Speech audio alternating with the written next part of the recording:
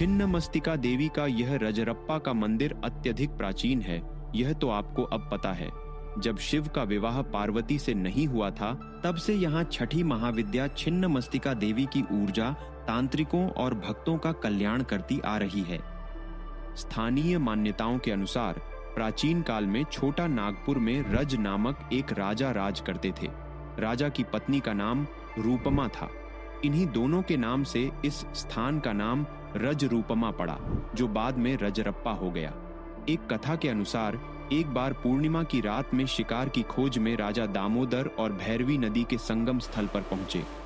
रात्रि विश्राम के दौरान राजा ने अपने स्वप्न में लाल वस्त्र धारण किए हुए तेज मुखमंडल वाली कन्या को देखा। उसने राजा से कहा, हे राजन, इस आयु में संतान न होने से तेरा जीवन सुना लग रहा है। मेरी आज्ञा मानो, रानी की गोद भर जाएगी। राजा की आंखें खुली तो स्वप्न में दिखी कन्या उसे दिखाई दी। वह कन्या भैरवी दामोदर संगम के जल के भीतर से प्रकट हुई थी। उस देवी का स्वरूप अलौकिक था। राजा उसे देखकर भयभीत हो गया।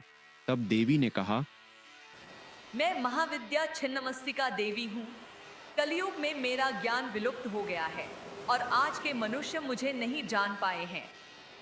जबकि मैं इस घने वन में आदि प्राचीन काल से गुप्त रूप से निवास कर रही हूँ। मैं तुम्हें वरदान देती हूँ, आज से ठीक 9 महीनों बाद तुम्हें संतान की प्राप्ति होगी। राजन भयमुक्त हो गया और उसकी भावनाएं प्रसन्नता की ओर जाने लगीं।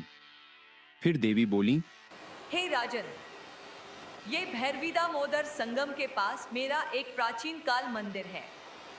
यहाँ एक शिला में मेरी प्रतिमा तुम्हें अंकित दिखाई देगी। तुम कल प्रातः से मेरी प्रतिदिन पूजा की व्यवस्था करो। तुम्हारी मनोकामना अवश्य पूरी होगी। यह कहकर छिन्नमस्तिका अंतर्ध्यान हो गई। राजा ने ब्राह्मण की व्यवस्था की और तब से प्रतिदिन पूजा अर्चना मंदिर में शुरू हो गई। तब से ही यह मंदिर रजरप्पा के नाम से विख्यात हो गया। इसका अर्थ यह है कि यह मंदिर शक्ति पीठों से एक होने के बाद भी कलयुग में इसकी गरिमा विलुप्त हो गई थी, जो राजा के द्वारा देवी कृपा से फिर से संभव हो सका।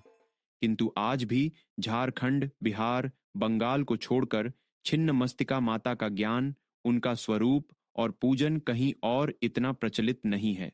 और जो कुछ लोग जान पा रहे हैं, वह भी इंटरनेट के माध्यम से ही जान पा रहे हैं। अपने अगले वीडियो में हम बात करेंगे छिन्नमस्तिका मंदिर के रहस्य के बारे में। देवी छिन्नमस्तिका भैरवी दामोदर नदी के संगम के अंदर से राजा के सामने कैसे प्रकट हुई, आखिर देवी छिन्नमस्तिका का रहस्य क्या है, उनकी प्राचीन कथा क्या है। वीडियो को पूरा देखने के लिए बहुत धन्यवाद। वीडियो को लाइक और शेयर करना ना भूलें।